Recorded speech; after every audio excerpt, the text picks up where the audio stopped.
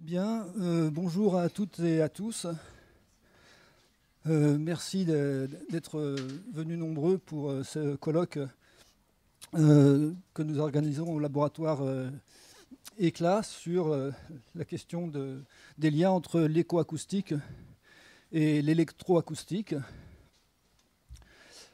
Donc moi je suis professeur en musicologie spécialisé sur les technologies numériques. Donc je présente rapidement la structure dans laquelle je travaille. Donc l'université Jean Monnet est une université pluridisciplinaire. Moi je dépends de la faculté Arts, Lettres, Langues. Nicolas Madevon, donc, du laboratoire ENS, lui dépend de la faculté des sciences. Dans la faculté Arts, Lettres, Langues, donc je dépends du département de musicologie, dans lequel on est une équipe très soudée, très dynamique, avec 3 professeurs, 3 maîtres de conférences, un Prague et de nombreux chargés de cours. Par rapport à d'autres départements de musicologie en France, on a la chance d'avoir 3 spécialités assez fortes, qui sont l'informatique musicale, donc, dont je suis le représentant, l'ethnomusicologie, représentée par le professeur Anne Damon-Guillot, et le jazz, avec Pierre Fargeton. On offre aux étudiants une licence de musicologie et 4 parcours de master, donc un master recherche en musicologie, un master professionnel administration et gestion de la musique, un master professionnel de réalisateur en informatique musicale, sous-intitulé plus général création contemporaine et nouvelles technologies. Et nous ouvrons en septembre 2025 un nouveau master, un master Erasmus Mundus qui s'appelle Digital Creativity, avec l'université de Porto, l'université catholique de Porto, et l'université de Silésie en Pologne. Voilà. Donc un gros chantier en cours pour ouvrir ce master, dont le premier semestre aura lieu à Saint-Étienne, le deuxième à Porto et le troisième en Pologne. Donc le laboratoire ECLA qui vous accueille aujourd'hui regroupe une cinquantaine d'enseignants-chercheurs.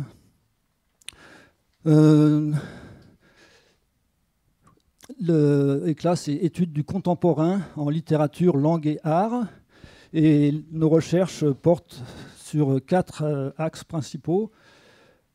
Territoire et représentation, espace de savoir critique, création technologie imaginaire et création en tension. Moi, je suis co-responsable de l'axe 3, création technologie imaginaire. Et je dirige des recherches principalement en informatique musicale. Donc les principaux projets en cours portent sur la préservation collaborative pour la musique avec électronique, qui est un gros projet qu'on monte depuis une dizaine d'années, notamment avec le CNSM de Paris, l'IRCAM et l'Université Paris 8. Un projet sur les signatures sonores, qui est la raison pour laquelle j'ai organisé ce colloque ici, puisque je présenterai certains outils sur lesquels je travaille lors de l'atelier qui aura lieu demain après-midi. Voilà. Après, les autres thèmes de recherche sont surtout liés à des travaux de doctorants que nous avons dans nos locaux. Donc, un doctorant qui vient de soutenir sa thèse sur le live coding et qui est en train de créer toute une communauté nationale sur ces thématiques, en organisant notamment des gros festivals sur ce sujet et des activités de recherche. Un autre doctorant qui travaille sur la construction d'instruments de musique pour des enfants présentant des troubles mentaux. Je travaille en collaboration avec un autre doctorant aussi sur les technologies web audio pour transformer les navigateurs web en instruments de musique. Et puis, l'ensemble de ces travaux donne lieu aussi à des productions donc, dans le domaine de la recherche-création. En ce qui concerne les recherches sur la thématique qui nous intéresse aujourd'hui, j'ai fait partie, depuis les années 2012, d'un groupe de travail financé par la Société française d'analyse de musicologie, regroupant des chercheurs de la Sorbonne, de l'IRCAM, Paris 8, l'Université de Huddersfield, et l'UFM, enfin Pierre Coupry était à l'époque à l'UFM. Sur ce projet, j'ai eu des financements de la fondation de l'UJM sur la thématique de développer des descripteurs de haut niveau issus de l'analyse spectrale du son pour permettre une classification de la musique basée sur la signature sonore, qui a donné lieu à plusieurs publications ces dernières années. Voilà, pour revenir au thème de ce colloque. Donc l'objectif, c'est de rassembler des chercheurs et de voir en quoi ils peuvent collaborer entre le domaine de l'écoacoustique, de la bioacoustique d'un côté et de l'électroacoustique de l'autre, et de la musicologie. Donc des disciplines relativement éloignées, mais qui utilisent des technologies, des outils qui nous semblent complémentaires, qui peuvent être utilisés pour l'analyse du son, mais aussi pour la création musicale notamment. Alors, une anecdote concernant mon parcours personnel. En fait, la formation universitaire que j'ai suivie a découlé d'un événement important qui m'a marqué dans les années 70, quand j'ai rencontré René Dumont, le père fondateur de l'écologie moderne, c'est lui qui a décidé de ma vocation professionnelle. J'ai fait une prépa maths bio parce que c'était un ingénieur agronome, et donc je me suis dit c'est ça qu'il faut que je fasse. J'ai fait une prépa maths bio. Après j'ai été ingénieur agro à Montpellier. J'ai passé une thèse en microbiologie et en sciences du sol. Et puis en fait je me suis aperçu que ça ne se débouchait pas vraiment sur l'écologie. Et donc j'ai changé d'activité, je me suis reconverti, j'ai passé une DEA de musicologie après, une thèse de musicologie. Et voilà, donc j'ai eu une formation, une double formation. Mais l'écologie est une question qui m'a toujours très fortement intéressé. Donc on a 4 laboratoires porteurs de ce colloque. Laboratoire ECLA, le laboratoire du Muséum national d'histoire naturelle, l'ENES à l'UJM, et le laboratoire de musicologie et d'histoire culturelle de Paris-Évry.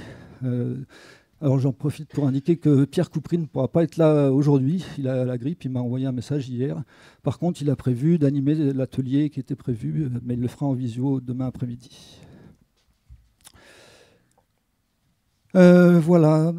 À noter aussi que dans les enseignements que nous réalisons à l'UJM, dans la faculté ALL, on est actuellement en train de mettre en place des nouveaux enseignements sur la thématique de la transition écologique pour un développement soutenable dans le cadre du plan climat, biodiversité et transition écologique.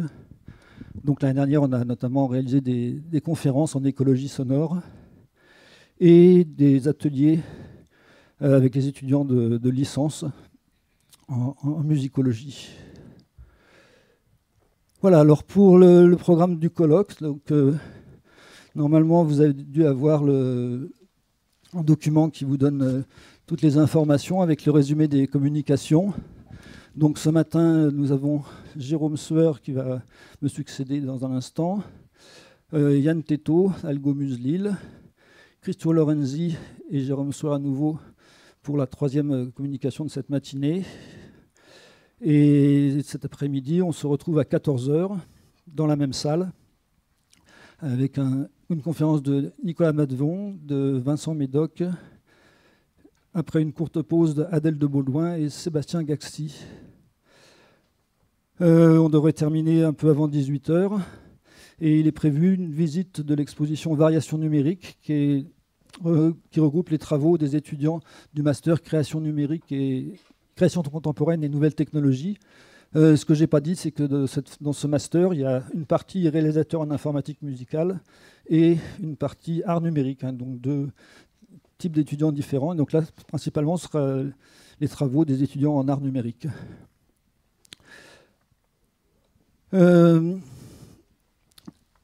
Demain, on se retrouve donc plus tôt, ça commence à 8h30, avec des présentations de dispositifs audio, d'enregistrement d'Arthur Engelhardt et de Maxence Mercier. Ensuite, on passera dans une autre salle sur le site Tréfilerie, donc une salle qui est dans le bâtiment D, un peu plus loin. À l'entrée, vous avez des plans, sinon on ira ensemble. Donc pour 2 workshops et démos de Jérémy Rouche et Sylvain Aupert. L'après-midi, on revient ici pour 2 conférences de Christine Gould et Mélia Roger. Et on termine avec 2 ateliers, donc de Pierre Coupry et de moi-même, qui seront sur le site Denis Papin. Donc le site Denis Papin, c'est à 5 minutes de l'autre côté du tramway. On termine à 19h avec un concert qui entre dans le cadre du festival Variations numériques, dans lequel on aura des étudiants du master RIM de cette année et de l'année dernière, et puis des compositeurs et compositrices invités à cette occasion. Voilà, j'ai presque pas dépassé mon temps, et je laisse la parole à Jérôme.